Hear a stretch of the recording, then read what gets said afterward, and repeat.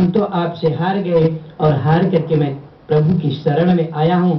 तो जैसे हार हम पहनाए ना भगवान को, तो हार पहनाने के बाद भगवान याद रखिए कि जितना भी आप भगवान को प्रदान करते हो, त्रिभिर्मासई, त्रिभिर्वर्षई, त्रिभिर्पक्षई, 3 पाक का मतलब होता है 15 3 45, 15 दिन का एक पाक होता है ना। तो त्रिभिर्पक्षई 45 दिन के अंदर में आपके दिए हुए प्रदत्त को 10 गुना से 100 गुना दे करके रिटर्न कर देते हैं, क्योंकि भगवान कभी किसी के कर्जदार रहते नहीं। अगर 1.5 महीने के अंदर आपका उसका पुण्य उदय नहीं हुआ तो त्रिभिर्मासई 3 महीने के अंदर में भगवान उसका पुण्य निश्चित रूप से आपको रिटर्न कर देते हैं। और 3 महीने के अंदर में उसका पुण्य नहीं मिला तो आपका तब तक पाप परिपूर्ण नहीं होता, पाप खत्म नहीं होता।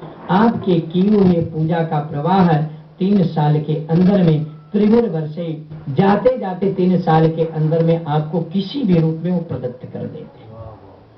और 3 साल के दिया हुआ वह वरदान हार नहीं होता। भगवान देते हैं ना तो प्लस करके देते हैं, माइनस करके कभी कोई दिए नहीं किसी भी भक्त को। उन्होंने कहा कि जब हार करके आपने दिया है ना तो उसमें 2 चीज और जोड़ देते हैं, उस वस्तु का नाम हो जाता है उपहार। और जब उपहार आ गया तो उपहार का मतलब हो गया भेंट। हम लोग बोलते हैं ना उपहार देना, गिफ्ट देना। तो भगवान गिफ्ट के रूप में 3 वर्ष के अंदर में निश्चित आपको प्रदत्त कर देते हैं। एक समय की बात है, हमारे जो धन के मालिक हैं ना कुबेर जी महाराज, और कुबेर जी महाराज को पता चला कि उनको एक यज्ञ करने की इच्छा हुई। और हम लोग बोले कि हमारी इच्छा नहीं हो तो ये तो बड़ी अगला शब्द नहीं कहें। कुबेर जी के मन में जब इच्छा हुई कि चलो हम एक उत्सव करें, उनको पैसे घट गए। और अगर हमारे आपके जीवन में कोई उत्सव करने जाए, अगर पैसा घट जाए तो चिंता नहीं करना, मांग लेना जाकर के किसी से। और हम लोग इसी के लिए पहले जब एक उत्सव करते हैं ना तो सब जगह से मांग लाते हैं, जो देना है दे दो। और जब आप किसी भी रूप में लिखा है कि तन से, मन से, आर्थिक रूप से, किसी भी रूप से उस उत्सव में, उस यज्ञ में आप सम्मिलित हो जाओ ना तो निश्चित आपके पाप और ताप कटते हैं। और जब पाप और ताप कटे तो कुबेर जी गए लक्ष्मी जी के पास में। लक्ष्मी मैया से उन्होंने कहा कि हमारा एक उत्सव संपन्न करने वाले हैं, कुछ धन की कमी, आप धन प्रदत्त कर दो। उन्होंने कहा कुबेर जी आप तो खुद धन के मालिक, आपको कहाँ से धन घट गया। उन्होंने कहा कि समय समय की बात है, ये नहीं चिंतन करना कि खरबोपति भूल जाए कि भी ये साल की कमाई करोड़ोपति में है, अगले साल अरबोपति, फिर खरबोपति में हो जाओगे। इसलिए उसके विषय में बहुत चिंतन नहीं करना चाहिए। ईश्वर ने जो प्रदत्त कर दिया ना उसी में सुख भाव मानो। और जब सुख भाव मानो ना तो अगले साल में भगवान ऐसे भी परिपूर्ण कर देते हैं। उन्होंने कहा कि लक्ष्मी मैया ने कुबेर से कहा कि तुमको तो धन देने की आवश्यकता हमको नहीं लगती, आप मेरा उपहास करने तो नहीं आए ना। बड़े व्यापारी अगर बड़ी व्यापारी से कभी मांग ले तो देखो, कभी आप जिंदगी में मांगो नहीं 10, 20, 25, 50 लाख रुपए, जिससे आप कभी मांगे नहीं, उससे कभी मांग लो तो पहला शब्द क्या बोलेगा वो तो आपको पता कहां से घट गया, कहां से आवश्यकता पड़ गई। तो आवश्यकता तो सबको पड़ती है, ऐसी बात नहीं है। वो लक्ष्मी मैया ने कुबेर को धन कहा कि जितना धन आपको चाहिए आप लेकर के जाइए।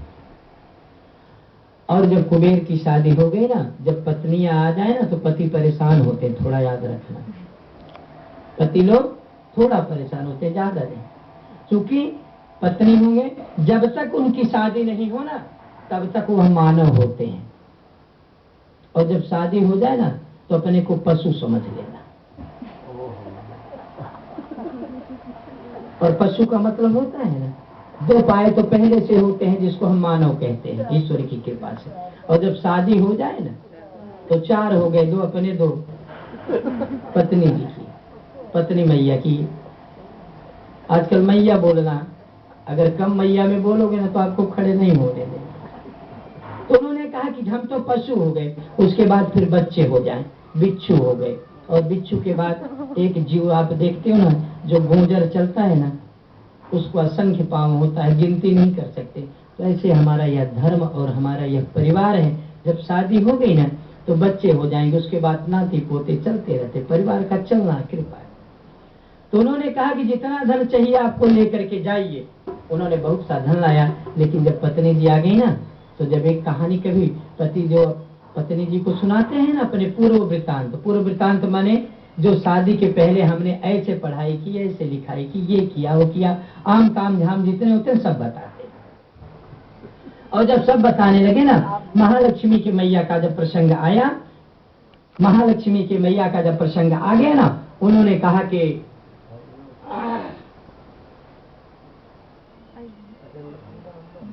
तो महालक्ष्मी मैया से उन्होंने कहा कि आपने धन लिया ना, उस धन को वापस किया? उन्होंने कहा मैंने धन तो वापस नहीं किया। उन्होंने कहा क्यों धन वापस नहीं किया? अगर मैंने किसी से धन लिया तो भूल के कभी भी याद रखना, उस धन को वापस करना है, नियत रखना जीवन में। और नियत नहीं रखोगे ना तो अगले कोई आपको देने वाले नहीं। तो उनकी पत्नी ने कहा कि आप लक्ष्मी का पैसा जाकर के वापस करो। उन्होंने कहा कि जाकर के, अब पत्नी कह रही तो चले जाए। लक्ष्मी जी के पास में कुबेर जी महाराज गए। कुबेर जी ने कहा कि आपने जितना धन लिया था वह धन हमको वापस करते हैं, आप अपना धन ले लीजिए। लक्ष्मी मैया ने कहा कि क्या जरूरत है धन लेने की, धन को हमको आवश्यकता नहीं है। उन्होंने कहा कि लेकिन हम वापस करने आए। उन्होंने कहा कि हमको लेने की जरूरत नहीं है। चलिए जब कलिकाल आएगा ना, जब कलयुग आएगा तो कलयुग में लक्ष्मी को भी आवश्यकता पड़ती है। कितने बड़े भी लक्ष्मीवान न हो तो ममत्व तो बढ़ता जाता है। उन्होंने कहा कि जब कलिकाल का समय आएगा, सतयुग त्रेता और द्वापर में लक्ष्मी को कमी नहीं हुई, लेकिन जब कलयुग आया ना तो लक्ष्मी की कमी। उन्होंने कहा कि हम कलिकाल में वापस कर देंगे। उन्होंने कहा कि ठीक है। आगे चल करके भगवान विष्णु बालाजी के रूप में अवतरित हुए। वही कुबेर जी महाराज भगवान श्री हरि हुए, भगवान विष्णु हुए। विष्णु के बाद राम का अवतार लिए, और राम के बाद हमारे बालाजी महाराज जो है ना, तिरुपति बालाजी हम लोग दर्शन करने जाते हैं। और बालाजी महाराज वही कुबेर जी के रूप में, कुबेर का प्रागट्य पुनः बालाजी के रूप में कलिकाल में हुआ। उनकी 2 पत्नियां हुई, और 2 पत्नियों के द्वारा आज कलिकाल में जितने धन लक्ष्मी के लिए थे ना, सब वापस कर रहे हैं। और बालाजी ने कह दिया कि कलिकाल में जितना मैंने लक्ष्मी से धन लिया था ना, सब धन वापस कर देंगे। उन्होंने कहा कि उनकी 2 पत्नियां हुआ, पद्मावती और मीनाक्षी। अलग दृष्टांत है तो बहुत पराक्रमक करते जाएंगे, उस प्रसंग की तरफ अब नहीं चले। तो उन्होंने कहा कि जब वह मनमत्त हाथी जो था ना इंद्र का, उसने पैरों के तले कुचल दिया। और यह जो पुष्प होता है ना, भगवान का ओष्ठ होता है, भगवान का यह अंग है। जो फूल हम जो भगवान को अर्पित करें ना, ये भगवान की शरीर है, भगवान की काया है। और भगवान की काया को जब हाथी ने रौंद दिया, यह बात दुर्वासा को बर्दाश्त हुई। उन्होंने कहा कि ब्रह्मा, तुरंत दुर्वासा ने श्राप दे दिया कि अरे अभिमानी इंद्र, मैं तुमको श्राप देता हूं, जाओ तुम श्री विहीन हो जाओ। आज के बाद तुम्हारे पास लक्ष्मी आएगी नहीं, और तुम्हारा जो उन्मत्त है ना, यह खत्म हो जाएगा। और जाकर के जैसे दुर्वासा श्राप दिए, आगे की तरफ गए हैं। असुरों को पता चला कि दुर्वासा ने देवताओं को श्राप दे दिया। और जैसे ही श्राप हुआ, समस्त असुर लोग देवताओं के ऊपर आक्रमण कर दिए। और जब देवताओं के ऊपर आक्रमण किए, दुर्वासा का श्राप था, समस्त देवता अपने अपने पद को छोड़ करके कंदराओं में जाकर के घुस के बैठ गए। ऐसे भागे, समस्त अधिकार आज असुरों ने छीन लिया। समस्त देवता ब्रह्मा के पास में गए हैं। ब्रह्मा ने कहा कि हमारे पास तो कोई उपाय नहीं है, हम लोग चलें। समस्त देवताओं को लेकर के आज ब्रह्मा जी भगवान श्री हरि विष्णु के पास में गए। 25 श्लोकों के द्वारा श्री हरि को वंदना किया। सुखदेव जी महाराज राजा परीक्षित से बोले, हे राजन, देवताओं की स्तुति से भगवान प्रसन्न हो गए, और हम स्तुति करें ना, वंदना करें, तो भगवान स्वयं प्रसन्न हो जाते हैं। उनकी स्तुति को सुनकर के भगवान ने कहा कि अभी तुम्हारे उदय का समय नहीं आया है, और जब उदय का समय नहीं आए ना, तो दुश्मन से भी मित्रता कर लेना चाहिए। जब तक हमारे खराब समय हो ना, तो हमारा सनातन कहता है कि जो बुरे भी व्यक्ति हो ना, अगर उनसे अपना काम बनता है तो एक कहावत है ना, गधे को भी बाप कहना पड़ता है। वही सुक्ति इसी के निमित्त बना दी गई। तो श्री हरि ने ब्रह्मादि देवताओं से कहा कि अरे ब्रह्मा, समय नहीं आया है, जो आपके असुर है ना, वो आपके बहुत बड़े दुश्मन हैं, लेकिन हम आपको एक उपाय बतलाते हैं, तुम असुरों से जाकर के संधि कर लो, मित्रता कर लो, अपने दुश्मन से मित्रता कर लो। श्री हरि ने ब्रह्मादिक देवताओं को उपदेश किया। ब्रह्मा जी आए समस्त देवताओं को लेकर के। उस समय असुरों के मालिक थे राजा बलि, और राजा बलि के पास में जाकर के ब्रह्मादिक देवताओं ने असुरों से निवेदन किया, हम लोग आपके पास में आए हैं, हमारी एक इच्छा है, अब हमारी कोई आपकी दुश्मनी नहीं, इसलिए दुश्मनी छोड़ देना चाहिए।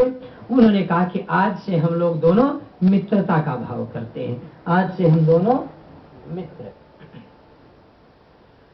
असुरों ने सोचा कि ये तो देवताओं की चाल होती है, देवता लोग आए ना, ये कभी संधि नहीं करते।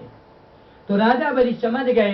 राजा बलि को ब्रह्मादिक देवताओं ने बहुत समझाया, और जब ब्रह्मादिक देवताओं की समझाने के बाद राजा बलि समझ गए, और समस्त असुरों को बुला करके उन्होंने कहा कि हम यह संधि मंजूर करते हैं। जब संधि मंजूर हो गई, उन्होंने कहा कि हम एक बड़ा मंथन कार्य करेंगे, और समुद्र को मंथन करके उससे जो प्रागट्य होगा ना, जो भाग वहां से निकले, जो पदार्थ समुद्र से निकले, हम दोनों उसको आधा आधा बांट लें। आवाज तो आ रही बराबर पीछे। उन्होंने कहा कि हम दोनों उस भाग को बांट लेंगे।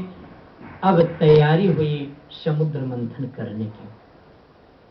मंदराचल को लाया गया, और जैसे ही समस्त असुर और देवता मंदराचल पर्वत को उठाए, मंदराचल इतना वजन था, लेते जाते जाते जैसे थोड़ी दूर पहुंचे ना, वो दोनों दब गए। और जब दबने लगे, लोगों ने श्रीहरि को आवाहन किया, श्रीहरि को बुलाया। श्रीहरि तुरंत मंदराचल पर्वत को उठाए हैं, और उठा करके ले जाकर के समुद्र में रख दिया। और जैसे समुद्र में रखा गया, बासुकीनाग को बुलाया गया, उनकी रस्सी बनाई गई, मंथन कार्य प्रारंभ किया गया। और जैसे ही मंथन कार्य प्रारंभ हुआ ना, जैसे हम लोग दधी हो ना, मंथन कार्य प्रारंभ करें, और जैसे ही मंथन कार्य शुरू हुआ, वह मंदराचल पर्वत समुद्र में डूबने लगा। और जब डूबने लगा तो असुर और देवताओं ने सोचा कि हम लोगों ने इतनी बड़ी मेहनत की, ये तो मेरी मेहनत निष्फल चली जाएगी। और जब निष्फल जाने की हुई, तो फिर से श्रीहरि भगवान को याद किया है। श्रीहरि ने आज कच्छप अवतार लिया, और कच्छप अवतार लेकर के समुद्र के अंदर आए, और अपने पीठ पर मंदराचल पर्वत को धारण किया। प्रेम से बोले श्री कच्छप भगवान के, वृंदावन बिहारी लाल। इसीलिए अगर हम कच्छप को देखें ना, तो जो हमारे संसार में जितने भी जीव का निर्माण प्रभु ने किया है, सबसे कठोर पीठ उसी की होती है, और उसकी आयु बहुत लंबी होती है। आज के समय में कम से कम 700 से 800 वर्ष जीता है। 300 वर्ष के नीचे तो जल्दी मरे नहीं। वह कच्छप इतना बड़ा प्रागट्य हुआ। उद्धव नह गृणोमो वयम बुद्ध्याम, पुनः मंथन कार्य प्रारंभ हुआ है। समस्त देवता नाग के मुख की तरफ लगे हैं, लेकिन असुर को यह बात मंजूर हुई नहीं। उन्होंने कहा कि गृहिणों वयम पुच्छ अमंगल कारकम, जो सर्प का पूंछ होता है ना, जो नाग होता है ना, उसका पूंछ अमंगलकारी होता है, अच्छा नहीं होता है। इसलिए असुरों ने विचार किया कि हम इनकी पूंछ को पकड़ेंगे नहीं। उन्होंने देवताओं से कहा कि अरे देवता, आप लोग चालाकी मत करो, हमको मुख की तरफ जाने दो। और असुरों ने कहा कि आप लोग पूंछ की तरफ जाओ। देवताओं ने संधि को मान लिया। आज असुर मुख की तरफ लगे और देवता पूंछ की तरफ। पुनः मंथन कार्य प्रारंभ हुआ। मंथन कार्य करते करते आज इतना भयंकर विष निकला। कल मैंने बतलाया था कि कोई कार्य आप मंथन करो ना, किसी चीज का प्रागट्य करो, तो इतना सहज ढंग से उसका फल हमको प्राप्त होता नहीं। तो चाहे जो भी चीज हो, चाहे हम छोटे कार्य करें चाहे बड़े कार्य करें, लेकिन उद्यम करते करते काफी समय जब व्यतीत हो जाए तब जाकर के उससे कोई परिणाम निकले। बच्चे होते हैं ना, 1 साल की मेहनत के बाद उनको 3 घंटे में परिणाम दे दिया जाता है, लेकिन मेहनत कितने वर्ष लगती है? 1 वर्ष। जैसे ही काफी परिश्रम हुआ, सबसे पहले विष निकला और उस विष की ज्वाला इतना बढ़ी ना कि पूरे ब्रह्मांड में फैलने लगी, और जो वनस्पतियां थी ना झुलसने लगी, असुर लोग काले पड़ने लगे, देवता मलिन हो गए। और जब मल मालिन्य हुआ, अब देवताओं को करने की कोई इच्छा नहीं, तुरंत शिव भगवान को याद किया। और शिव भगवान ने सोचा कि देवताओं के कार्य के लिए हम तो महादेव हैं ना, देवों के ऊपर हैं। तुरंत महादेव जी आए, लोगों ने विनंती किया है, देवताओं ने विनंती किया कि हे प्रभु, इस हलाहल विष को आप धारण करो। और आज प्रभु ने विष को धारण किया, और विष को जैसे धारण किया, भगवान ने सोचा ना कि यह अगर उदर में चला जाए तो भूल करके जीव लोग जो है ना वो कभी विष को ग्रहण नहीं करें, और जब विष को ग्रहण करेगो तो अंत में एक ही इच्छा होगी, हरि शरणम। इसलिए कभी भी आत्महत्या नहीं करनी चाहिए। हमारे सनातन में आत्महत्या को बड़ा निषेध माना गया है। कभी भी आत्महत्या नहीं करनी चाहिए। जब अपने मन एकदम दुखी हो जाए ना तो उस घर को छोड़ देना चाहिए, परिवार को छोड़ देना चाहिए, गुरु की शरण में चले जाओ, आपके जो पूजनीय है ना उनकी शरण में चले जाओ, जो आपका मार्गदर्शन उनकी शरण में चले जाओ, नहीं तो देवालय में चले जाओ, और नहीं इच्छा हो ना तो 4 धाम की यात्रा में चले जाओ, तो आत्महत्या से बच जाओगे। प्रत्यक्ष घटना है कि जो सीरियल बनाते थे अंधेरी में, हम लोगों ने उनकी पूजा करवाई, और पूजा करवाने के बाद हम लोगों ने उसको बड़ा उपदेश किया। हमारे प्रधानाचार्य की पूजा थी, लेकिन हम लोग जैसे 7 बंगले के बाहर निकले ना, 3 साल पहले पूर्व की घटना है, तुरंत वह कन्या फांसी लगाई और मृत्यु कर दी। तो इसीलिए हम लोग अपनी कथाओं में एक बार जरूर कह देते हैं कि कितने भी दुख आए न सामने, कभी भी आत्महत्या करना नहीं चाहिए। इससे करोड़ों गुना पाप और बढ़ जाता है, कभी भी वो मोक्ष को प्राप्त करता नहीं। आजकल हम आपको बताएं ना, जो पहले लिखा जाता था, हमारे आप गरुड़ पुराण में अगर जाकर के देखें ना कि अग्नि समाधि, जल समाधि, ये समाधि, वो समाधि, कई समाधियों का वर्णन आया है। तो लोग जाकर के जल में मर जाना नहीं है। आज लोग उसका गलत अर्थ निकालें कि पहले महाराज जल समाधि करते थे और हम जाकर के जल में डूब जाए और मर जाए। अरे तब तो तू प्रेत हो जाएगा, तेरी मृत्यु होगी ऐसे ना। तो जल में समाधिस्थ होने का मतलब ये होता है, जल में अपनी क्रियाओं के द्वारा रोज मेहनत करो, रोज प्रयास करो, और अंत में जल में बैठते बैठते आपकी योग क्रिया के द्वारा आपके प्राण छूट जाए, उसको जल समाधि कहते हैं। ऐसा नहीं कि महाराज जी ने बताया जाकर के जल में डूब जाओ।